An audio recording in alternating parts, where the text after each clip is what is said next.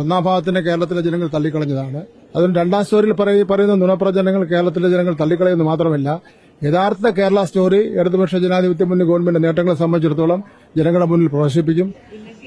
നിയമനം സംബന്ധിച്ചുള്ള ഉത്തരവ് സർക്കാർ ഇറക്കിയത് തിരഞ്ഞെടുപ്പ് മുന്നിൽ കണ്ടുകൊണ്ട് മാത്രമാണെന്നൊരു വിമർശനം വന്നിട്ടുണ്ട്. കൂടാതെ ഇതിപ്പോ സുപ്രീംകോടതിയുടെ വിധിയും അതുപോലെ സർക്കാരിനൊരു ഹർജിയും എല്ലാം നിലനിൽക്കുന്ന ഒരു സാഹചര്യത്തിൽ ഇതിന് എത്രമാത്രം നിയമസാധ്യത ഉണ്ട് എന്നൊരു ചോദ്യമുണ്ട്. ഒരു മറുപടി അർഹിക്കുന്ന ചോദ്യമേ അല്ല. അത് ഈ ഉത്തരവിന്റെ അടിസ്ഥാനത്തിൽ പ്രയോജനം ചെയ്യുന്ന ടീച്ചർമാർ അത് പ്രയോജനപ്പെടുത്തിക്കോട്ടെ. ഇതിൽ പ്രധാനപ്പെട്ട സംശയം തുടക്കത്തിൽ ആദ്യം അഡ്വക്കേറ്റ് ജനറൽ ഒരു ലീഗൽ ഒപ്പീനിയൻ ഉണ്ടായിരുന്നു. അന്നത്തെ ലീഗൽ ഒപ്പീനിയൻ അത് NSS മാത്രം ബാധകമായ ഒരു ഉത്തരവ് വന്നായിരുന്നു. അതേ ഏജ് തന്നെ വീണ്ടും അതിനുശേഷം ഹൈക്കോടതിയിൽ നിന്നൊരു കേസിന്റെ ഒരു വിധി ഉണ്ടായിരുന്നു. അതിനുശേഷമാണ് ഈ രണ്ടാമത്തെ ലീഗൽ ഒപ്പീനിയൻ വരുന്നത്. ഇതിലിപ്പോ ലീഗൽ ഒപ്പീനിയന്റെ ഭാഗം ശരിയാണോ തെറ്റാണോ, അല്ലെങ്കിൽ ലീഗൽ ഒപ്പീനിയൻ ഒരു മാസം മുമ്പേ ഇറക്കുമായിരുന്നില്ലേ, ഇതെല്ലാം സ്വാഭാവികമായിട്ട് പത്രക്കാർക്ക് ചോദിക്കാൻ കഴിയുന്ന ചോദ്യങ്ങളാണ്. ഞങ്ങൾ അതിലൊന്നും ഒരു അസ്വസ്ഥതയില്ല, ഞങ്ങൾക്കൊരു ബുദ്ധിമുട്ടില്ല. നിങ്ങൾ ചോദിച്ചോളൂ.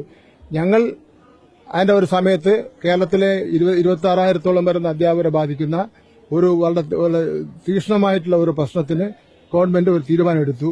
അത് അവരും അവരുടെ കുടുംബങ്ങളും ഒക്കെ അത് അനുഭവിച്ചോട്ടെ. അത് കൂടുതലൊന്നും എനിക്ക് അതിനെ സംബന്ധിച്ചോളം പറയാനില്ല. ഇല്ല, അതൊന്നും അതിനെപ്പറ്റി ഞാൻ അഭിപ്രായം പറയുന്നേ ഇല്ല.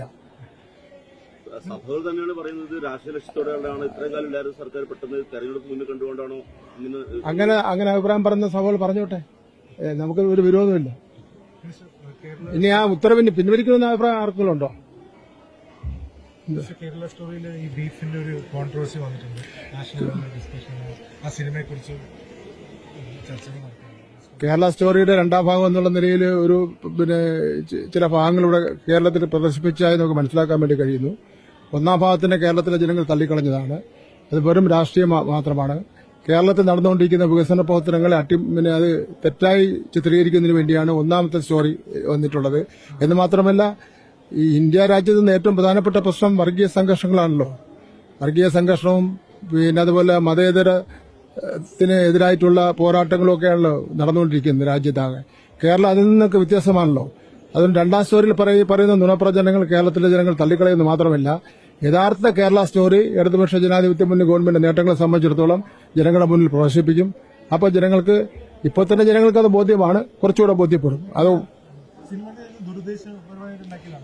ഇത് തെരഞ്ഞെടുപ്പ് മുന്നിൽ കണ്ടുകൊണ്ട് തയ്യാറാക്കിയിട്ടുള്ള കേരള സ്റ്റോറി രണ്ടാമാണല്ലോ.